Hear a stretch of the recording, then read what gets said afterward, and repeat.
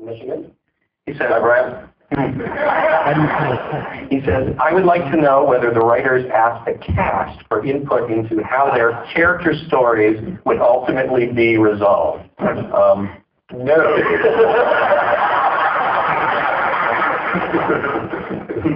Not at all.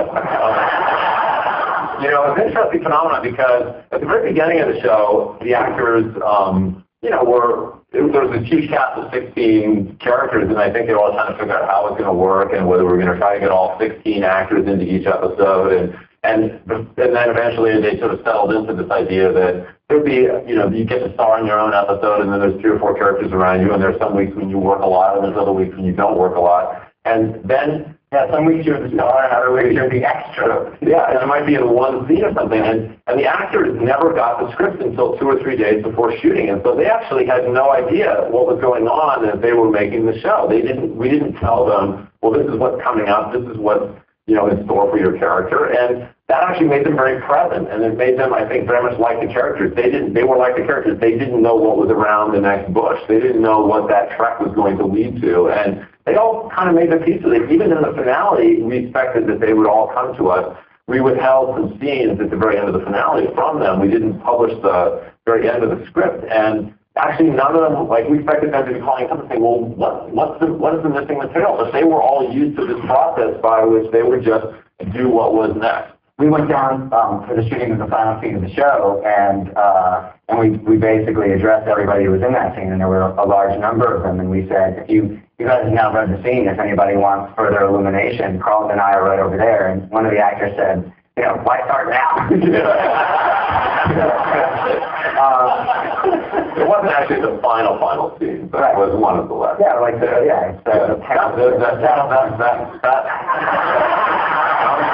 You're going to do it now? Finally, you're going to spoil it? Like 3 days before it's all over? We're so close. Keep your mouth shut. All right. Good God. What were the emotions that, when you went to Hawaii to walk for the filming of the finale of those final scenes, what were the emotions? I think, for us, when we finished writing the script, we basically left out the final scene, and we said, we'll write it in 2 weeks. We want to hold that back so that we don't have to say we're done. And then we went down to Hawaii, and finally we wrote it, and we said, but we're not actually done because we're still shooting it, and even then we had the editing. And then we realized, okay, we're totally, Elizabeth Kubler-Rossing it. We are in deep denial about the fact that, that we've actually finished, and we just, so even this morning we're like, no, we still have to do the time talk tonight.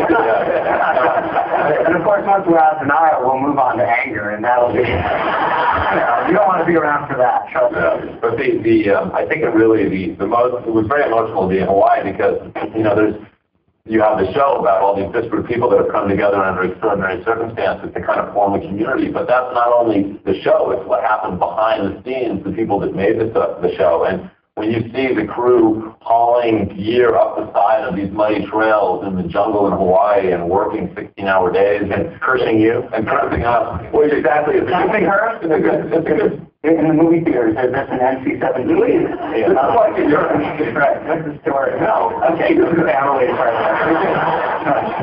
understand.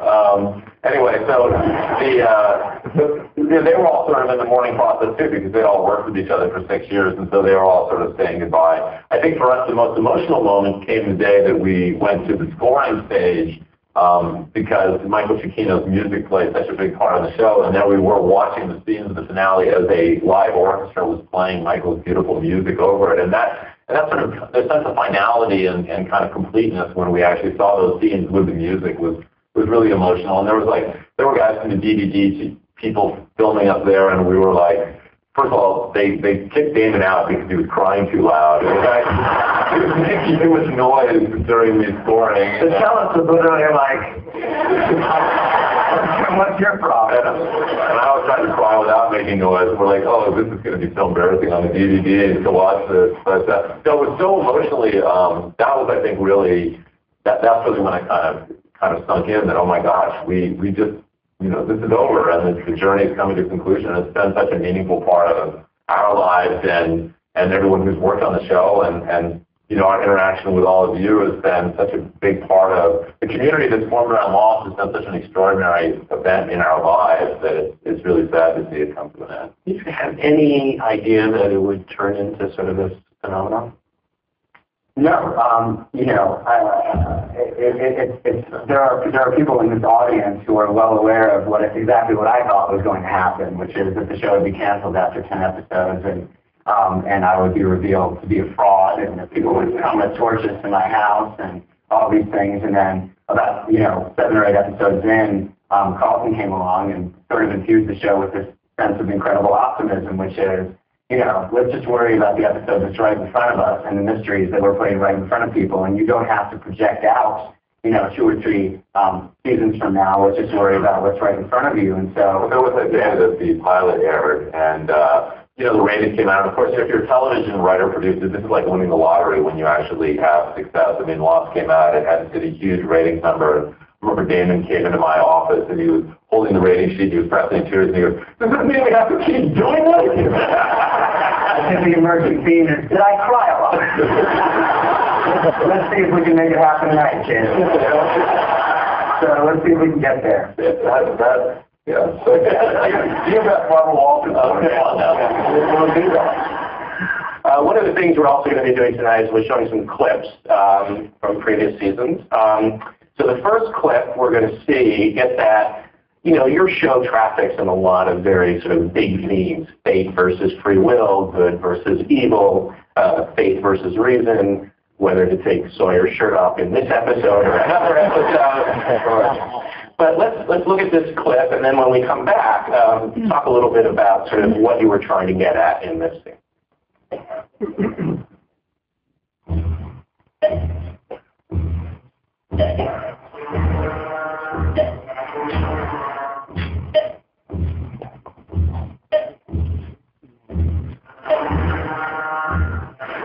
You do it, Jack.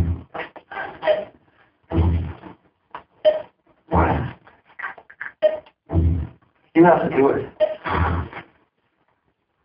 You do it yourself, John. No, you saw the film, Jack. This is a 2-person job, at least. This argument is irrelevant. Sonny, don't. Jack, don't. It's not real. Look, you want to push the button, you do it yourself. If it's not real, then what are you doing here, Jack? Why did you come back? Why do you find it so hard to believe? Why do you find it so easy? It's never been easy.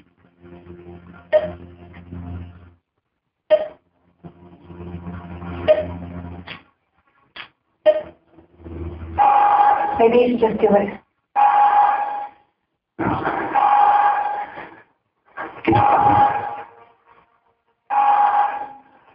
I can't do this alone, Jack. I don't want to. Guess we'll be able to say that, Jack.